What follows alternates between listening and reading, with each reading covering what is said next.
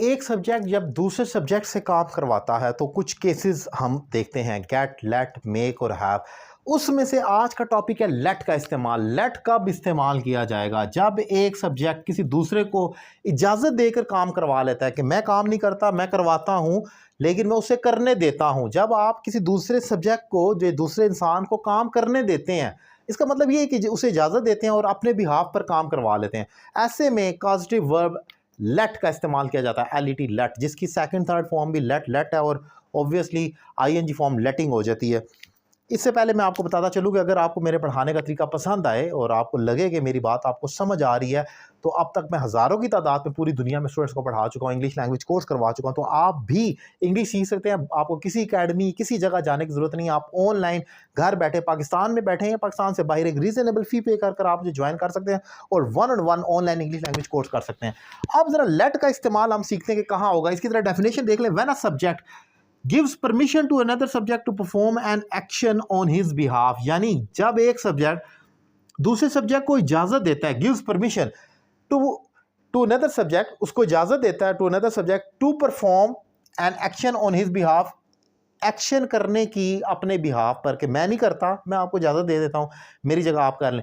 आम तौर पर लेट के जो फ़िक्रे होते हैं ना, उनके उर्दू में आखिर में जैसे आप कहते हैं ना, कोई करने देता है, करने देना, मतलब कि आप मैं उसे पढ़ने देता हूँ, खाने देता हूँ, जाने देता हूँ, तो ये जो करने देते हैं ना, जो आप इजाज़त देते हैं, वहाँ पर लेट का इस्तेमाल होता है। ज़रा एग्जांपल देख लें। जैसे मैं अपने भाई को गाड़ी चलाने देता हूँ, यानी कि मैं उसे इजाज़त देता हूँ। आप दूसरे लफ्ज़ों में ये, I allow my brother to drive the car, या I give permission to my brother to drive car. लेकिन ज़्यादा खूबसूरत क्या होगा? I let my brother drive the car, क्योंकि इजाज़त दे रहा है, लेट का इस्तेमाल होगा। मैं अपने भाई को गाड़ी चलाने देता हूँ, आई let my brother drive the car, मैं अपने भाई को गाड़ी चलाने देता हूँ। ये प्रेजेंट इंडेफिनिट है, तो वर्ब की फर्स्ट फॉर्म यहाँ पर आएगी। इसका structure as like other causative verb same है, सिर्फ यही है कि इसमें बेयर इन्फिनेटिव आएगा, यानी कि टू नहीं आएगा। सबसे पहले सब्जेक्ट आएगा आपका, जो कि जो कि आई है, उसके बाद आपका कॉजेटिव वर्ब जो कि आना है लेट। मैंने बताया कि इजाज़त वाले फिक्रों में लेट आएगा, तो ये आपका पॉजिटिव वर्ब यहाँ पर लेट आ गया। और उसके बाद सेकंड पर्सन जो कि आपका माय ब्रदर है, तो आपने सेकंड पर्सन मेंशन कर दिया। उसके बाद बेयर इन्फिनेटिव आना है, बेयर इन्फिनेटिव, ये जो कि आपका टू है, टू ड्राइव नहीं कहना, खाली टू कहना है। और एंड पर आपका ऑब्जेक्ट आएगा जो कि कार है, जो आपने मेंशन कर दिया। सो ये हमारा एक इंपॉर्टेंट टॉपिक है। आप गौर कर सकते हैं कि जब एक सब्जेक्ट दूसरे को कोई काम करने देता है से मुराद ये उसे इजाज़त देता है कि मेरी जगह तुम काम कर लो, तो बेयर इन्फिनेटिव का इस्तेमाल करते हुए आपने लेट का इस्तेमाल करना होता है। कन्फ्यूजन जो होती है वो ये है कि सिर्फ गेट एक ऐसा पॉजिटिव वर्ब है जिसके साथ आप टू लगाते हैं, अदरवाइज अपार्ट फ्रॉम गेट आपने टू नहीं लगाना होता।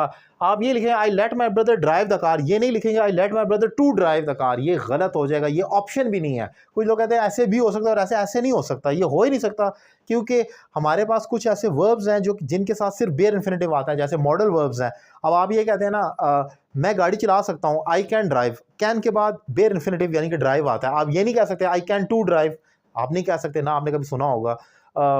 उसे मेहनत करनी चाहिए, ही शुड वर्क हार्ड, आप ये नहीं कह सकते he should to work hard.